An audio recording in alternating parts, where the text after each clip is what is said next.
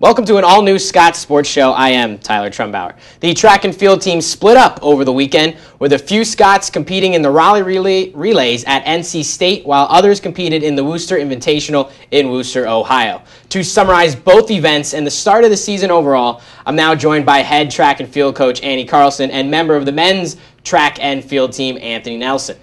Let's start off. Let's go down south, where it was just a few degrees warmer at the Raleigh relays. A lot of tough competition. Yes. Division I. Otherwise, so why send the team down there? Why send a few of your members down there? Is it to just see how they compete? Is to see the best of the best? What's the purpose? We're looking for the best of the best when we go down there. The meet is way better than it's been in the past. If you'd go back and look at past year's results, we've been able to send a lot more kids. Unfortunately, for this year, we didn't get as many of our athletes in. But we are looking, especially for our distance kids. They're not going to run a lot of 5Ks and definitely not very many 10Ks throughout the year. So when we do run, we want to make sure they have top competition for that to compete. We're also looking for our 400 guys in that 4x4 relay to run a little faster. So we're just looking for competition and warmer weather, which we didn't really find. Well, warmer, but not what we were looking for when we go down south. Yes. Exactly. Yeah, you're going to be hard pressed to find that anywhere in the nation right now. Then the other part of the team went to the Worcester Invitational, as I said. For that one, there's more chance to compete and get higher finishes in that event. That's where you were this past Saturday, for the good or bad, for whatever you want to say. How was it? How were you pleased with the finishes? I was very happy. As I've been telling people, to not really look at the clock. We had a lot of kids that won events, or maybe placed high in events, or even just ran the race we wanted them to run, but their times were not what we wanted. But I don't know if it ever got above 30 degrees. When we first got there, it was 21 and felt like 6. So it was not prime conditions. But we had a lot of kids. Like I said, Anthony Nelson won the 1 and the 2. So he went out and took care of business and did what we went there to do, and that was just to compete. Yeah, I know we talk about that weather a lot, but in reality, that is extremely important in track and field for various reasons, whatever event you're in. Anthony, Coach just mentioned it. You finished first in the 100 and 200. That got you Male Scot of the Week this week for your accomplishments there, so congratulations on that. Now, as an athlete, what's that like to prepare for that? I know men don't have an indoor season, so you're not in the bubble and you don't really worry about that aspect of it, but when you come into the spring, you expect spring weather, but you're still getting winter. What's that like preparing? Well, with Worcester, it's been cold in the years past, so I kind of anticipated it just because, but it was kind of rough at first, but after a while, just kind of run around and you kind of got used to it a little bit. I mean, still wasn't quite able to run the way I'd like to, but still. You had to adapt and move forward with it. Exactly. So you obviously did that extremely well, still finishing first in the events. What was your mindset going in? Were you looking at the clock, as Coach said, or were you just kind of focusing on who you were racing against, or did you really feel that getting a victory was possible? Well, I know Coach said not to look at the clock. I listened to her right before we ran and everything, but I do it anyway. It doesn't matter the weather, but still want to try to run a little bit faster, but it just wasn't a top priority. It was just a matter of, just going out and doing what I could. And getting those wins. Coach, for the men, now they've obviously don't get to have as much competition time as the women do, but they're obviously still, prepping and practicing all year long. What are your thoughts with that team thus far? I mean, they've been split up for the one weekend and going down to North Carolina and dealing with the conditions they have. What are your thoughts on the men's team thus far? I think they've done a great job so far. We have several kids on the conference list already.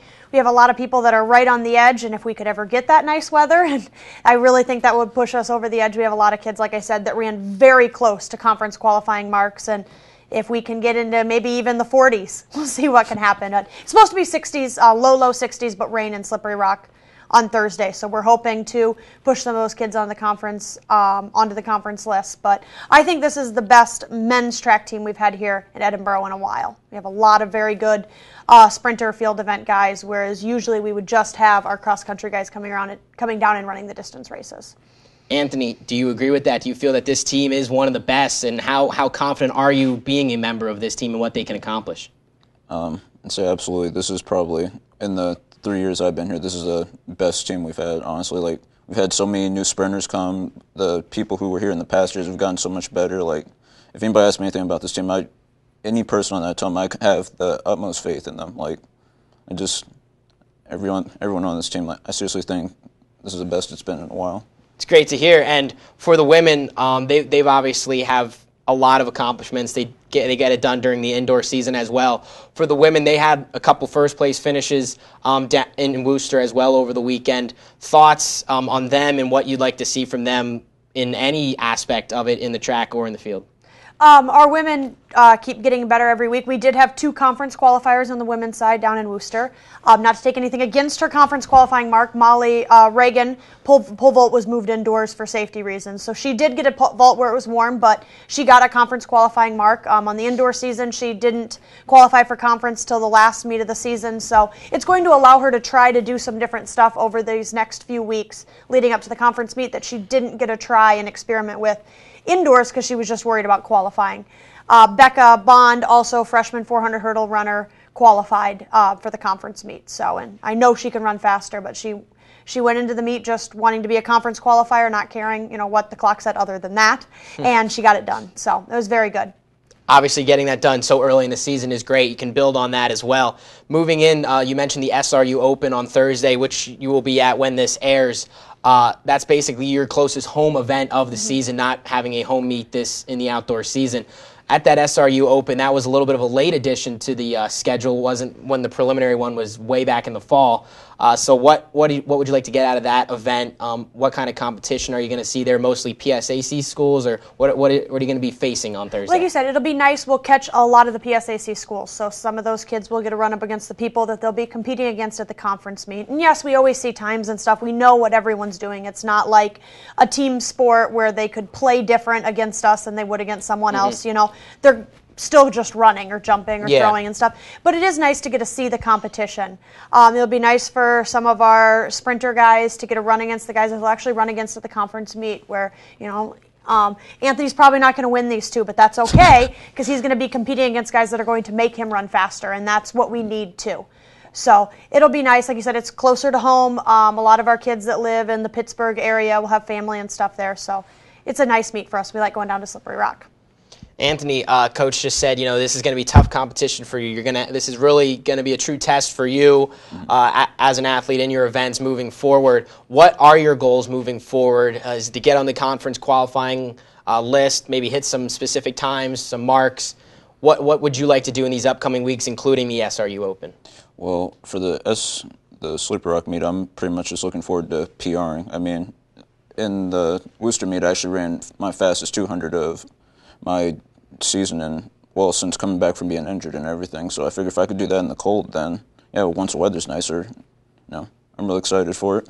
Yeah, sets the bar where it's at, and hopefully moving forward, times will get better, weather will get better, and we'll move right into the PSAC championship. So thanks for the time today. I appreciate it, and good luck on Thursday in your home away from home meet and moving forward on that. After the break, we will talk Edinboro tennis, as I will be joined by head coach Lee Underwood and member of the men's tennis team, Matias Aignasse. The tennis season spans the entire academic year, but it heats up during the spring, regardless if the Edinboro weather actually warms up or not. I'm now joined by head tennis coach Lee Underwood and Matias Aignasse of the men's tennis team to talk about the spring portion of the season. Guys, welcome to the show. Coach, last time you appeared and we heard from you on the show, you talked about the upcoming spring portion of the season. You talked about what was upcoming with how the rankings were looking and the new additions to the team. So kind of fill us up in the last weeks or so for the men's and the women, how they've fared thus far. Well, for the women, we had a real tough match against Charleston on Saturday down in Morgantown. We played indoors. Match could have went either way. We came out on the losing end 6-3. Doubles has been our thorn for our women's team. Haven't been able to secure 2 out of the 3 matches in order to come into singles and split. But we've got some big matches coming up. We've got some PSAC matches coming up this week and looking to play well. Matias, jumping over to you to talk a little bit more about the men's team. I know you've been kind of injured a little bit here or there, and you've been working through some things, and you're one of the top singles players the team has. How do you feel yourself and the team has done thus far this spring? We're doing pretty well. This last match was a little tough. We lost really close. I think we need to get more close like a team, like last year. But I think we have a really good team. We can be much better than the last year. Coach, you've added Vitor Albanese for the spring portion of the season. He's now competing in matches. He earns PSAC Men's Tennis Player of the Week 2 weeks ago for what he could do, and he's had a solid start for you thus far. How happy are you with his beginning as a Fighting Scot? In singles play, he's been the most consistent singles player I've had this spring.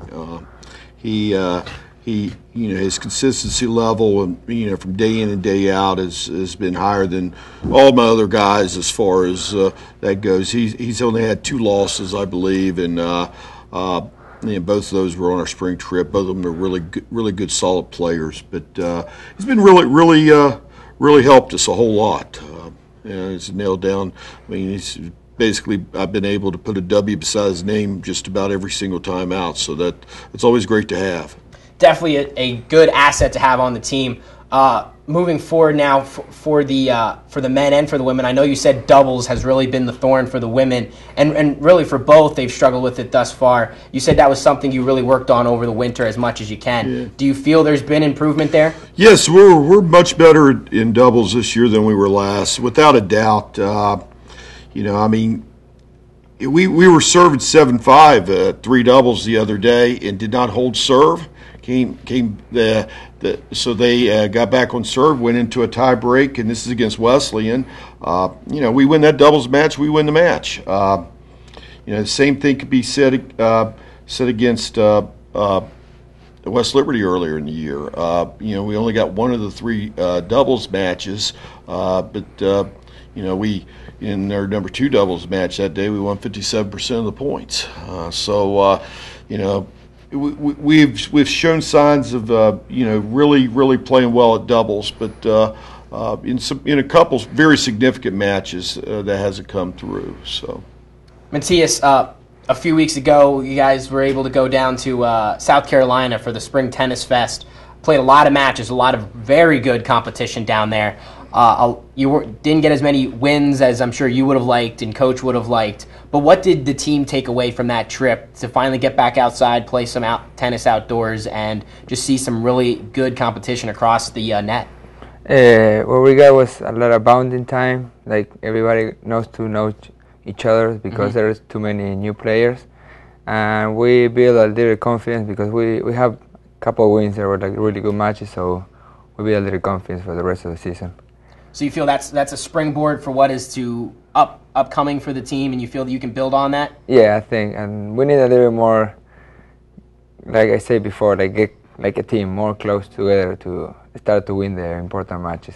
Now you talk about that and gelling as a team. How important is it? Because to a lot of people, they feel tennis is a individual sport, but there is that team aspect to it. How important is it to have a unit and to gel together as guys, as a whole team?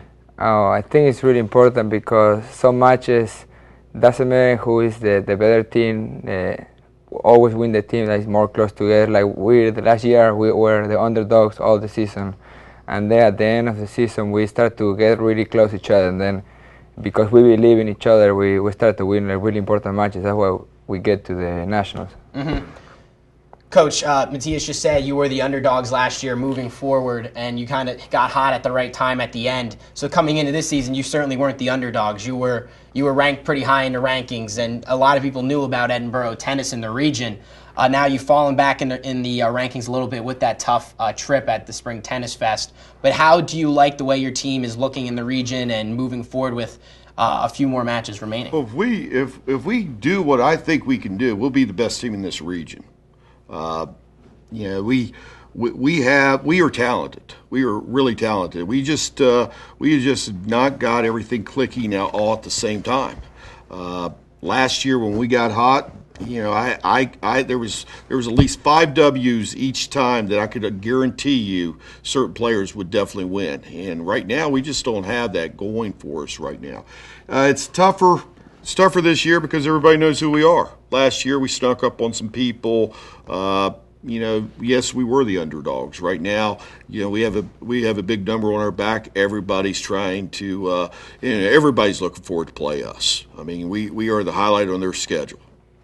Moving forward on that schedule, weren't able to play too much in the last week due to rain, different situations. But now, hopefully, you're going to be able to start to play back here on campus at our courts here. And you're going to have some PSAC matches upcoming. Going to have Cal, Slippery Rock for the women's team, and others moving forward here. What would you like to see in the upcoming weeks? Obviously, victories are a must right now, especially for the women who are trying to improve their record. But overall, what would you like to see from your athletes? Well, I mean, you know, April's the time of the month. If you don't play well in April, you don't have a very good ending to the story. So, you know, we like to have a good ending to the story, and so, you know, hopefully both teams play well. You know, the women's team's ranked 8th in the ITAs. Men's team's ranked 6th. You got to be in the top 7 to make the NCAAs. You know, we're going to be playing number 7 Slippery Rock on Thursday, and we're going to be playing number 1 Cal on Wednesday. So you know, we've got those big ones coming up. We've got Seton Hill, I think, was ranked 10th in the region. They're coming up April 10th. So we've got a lot of good matches. We've got the number 2 team with Mercyhurst next week with the men, and I think they're ranked 4th or 5th with the women. So, you know, we've got a lot of big regional matches coming up. Both teams play Roberts Wesley, and the men are ranked in the East region with Roberts Wesley. And so we've got a lot of ranked opponents coming up. So it's a loaded schedule, Matias. From an athlete perspective, what needs to be done on your end to make sure that those tough matches turn out victories for Edinboro? We have to really train hard and prepare mentally. Like the tough matches, you have to win with your head first. Yeah. So hopefully we'll win them on the head and we'll win them on the court, and you can put the victories in the win column. So thanks, guys. I appreciate the time today. The men's team is scheduled to finish out its regular season schedule with 2 home matches as it hosts Mercyhurst on April 7th and Roberts Wesleyan on April 13th. The women are slated to host the Lakers on April 7th before visiting Seton Hill on the 10th. When we return, we'll spotlight this week's Scots of the Week and preview the upcoming schedule of events. Congratulations to Anthony Nelson of the men's track and field team and Sydney Risco of the women's lacrosse team for being named this week's male and female Scots of the Week. Anthony earned 2 wins in the 100 and 200 at Worcester over the weekend. Risco netted 4 goals during Saturday's 11-10 win over Millersville, including the game winner with 11 seconds remaining in the match. Now let's look at what is ahead for Edinboro athletics. Tennis has a lot of matches upcoming, as Coach Underwood said. They'll have a couple ones. Men has Bloomsburg upcoming. They'll go to Kutztown as well. Softball hopes to host Clarion on Friday. Saturday, track and field is at Oberlin Invitational after having SRU on Thursday, which we talked about with Nelson and Coach Carlson. Women's lacrosse is at Mercyhurst on Saturday. Softball hopes to play at IUP on Saturday. Moving forward, Monday, tennis again has Fairmont State. And then moving ahead, we have tennis against Mercyhurst, which is a big match, which Coach talked about. And women's lacrosse takes on Seton Hill, which will be a big one for the Scots at home at Sox Harrison Stadium. Try to make it out to an event and support Edinboro's student athletes. That's all the show we have for this week. Thanks for watching, and go Boro.